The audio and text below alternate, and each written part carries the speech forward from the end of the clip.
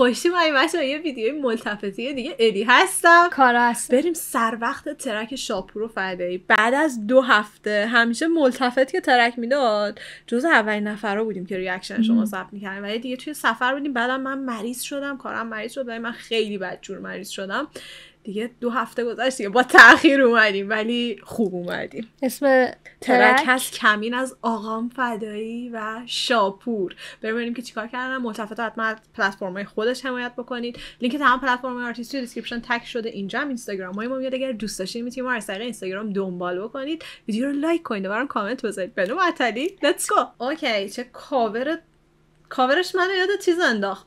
آچمز بود اسم ترک. یه ترک دیگه داشتن آچمز بود اسمش، همین صفحه چیز وسطش. آچمز یادمه ولی چیزش یادم نیست. یه ذره منو یاد آچمز انداخت، ولی چه کاور باحالی داره. آره واقعا. از میدون جنگ. ببین میدون جنگه، بعد این مربعی که اینجا هست 100% بوردرها مرزای کشور رو احتمالاً داره نشون میده که هم از داخل و خارج احتمالاً مورد هدف قرار گرفته.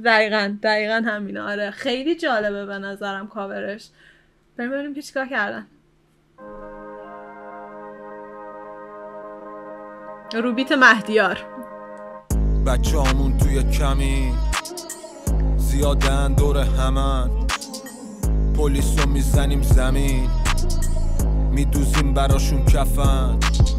خوبه آقا. بی تو ببین دوست دارم. چقدر دلم براش تنگ شده بود. خیلی خوبه که ترک دادن. عجب. میدوزیم براشون کفن، بچه‌هامون توی کمی زیادن دور همن، پلیسو میزنیم زمین، میدوزیم براشون کفن. ما زیادیم شما کم. چی شد یه دفعه؟ مهدیاره دیگه. چه میکنی مهدیار اون پشت؟ ما زیادیم شما کمین، کمک نمیخوایم از کسی، کمونده که پسی خورش کنیم کلان و برو جیگر دندون مزا کمی دوون بیار همین رو دوری منگال لوپ شاپور 140 میگازه با یه کوب رو به جلو پشت سرم پر پوکه کیفم کوب که دشمن گو خورش ملسه انگار خوب که مسک مغز دشمن گو خورش ملسه انگار خوب. خب می سیاسیه دیگه. قشنگ. ما مردم رو فکر کنم کاور داره توصیف میکنه با دولت دیگه. یعنی ما توی جنگ داخلی هستیم در واقع و دشمن ما دولت دیگه.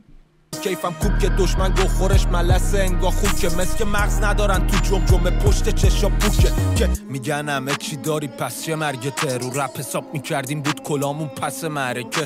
من آقا چه بیت پرشینه دیگه. اون حالت پرشین هستش. آره که اگر سرچ کنی عربی کم میاره این بیتا رو برات. ولی خب خیلی بیتا باحاله. رپ حساب میکردیم بود کلامون پس معرکه. من بیتامو میکشم چه برسه به شما، نوک خودکارو میذارم رو قلب سرد شعر. باید بود دو بدخامون. چه خوشگل گفت. من بیتامو میکشم چه برسه به شما، نوک خودکارو میذارم رو قلب سرد شعر. کارو میذارم رو قلب سرد شعر. باید بود دو بدخامون بنی جای دستش. یه رو نمیفهمن کشتنش یا بیماری رفته. دیدی نیستیم فکر کردی همه چی تمومه. بشین ملتفت تکمیل همه چی تمومه. ببین جنس دارم بیشتره یه پاساژ. خوب بود. گفت جنس دارم بیشتره یه پاساژ. یاد اون تیکه انداختش که آمستردام. نه سب کن پلیشا که یادم بیاد ترک قبلی شاپور رو میگم. همون دیگه که جنس ملتفت تکمیل همه چی تمومه. ببین جنس دارم بیشتره یه پاساژ. زنگ خورم بیشتره یه آژانس. دست تو بندا بهم نگو داداش چاقال خلافکاراش به من میگم بابا. صدای خنده کیه؟ نمیدونم صدای خنده. صدای خنده دختر بیاد باشه. آره ولی بعد چی شد یهو از این پرید به رفت جنس داشتن و دوباره قلدری کردن به قول معروف. کری خوندن. خوبه. ببین کلا شاپور صدای هم صداش هم فلوش هم حالت کلمات ادا کردن کلماتش کلا وایب بچه تخصا رو به آدم میده. میخوان خفگیرت کنن و همین خیلی بهش میاد اینطوری میخونه.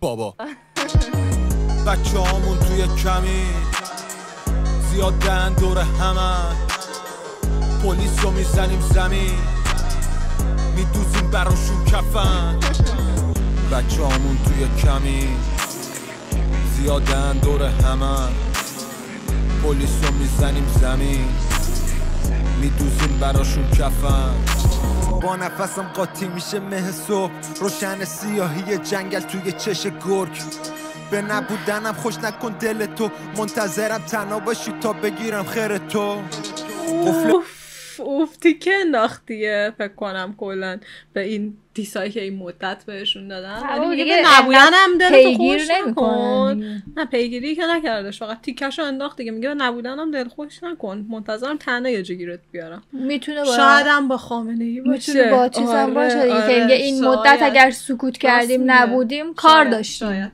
آره برو در همه کلبه ها دنبالتم مثل رو سنگ محفلمون میشی نقره داغ آتیشمون روشنه تو دل کو بیتابمون نازل میشه مثل آیه ها واسمون راهو وا میکنن قاتلا تا به جنب دور تو تاریکی میگیره دونه دونه زیاد بشن سایه ها اگه خیز بردارم میذاری پا به فرار پیدات میکنم من تو بری تو قاره هرا یادت نره آدم وحشی ترین حیوان جنگل کاسه سرتونو میکنم جام شراب گاو دو راست میگه آدم وحشی ترین حیوان جنگل کاسه سرتونو میکنم جام مرسی خوب بود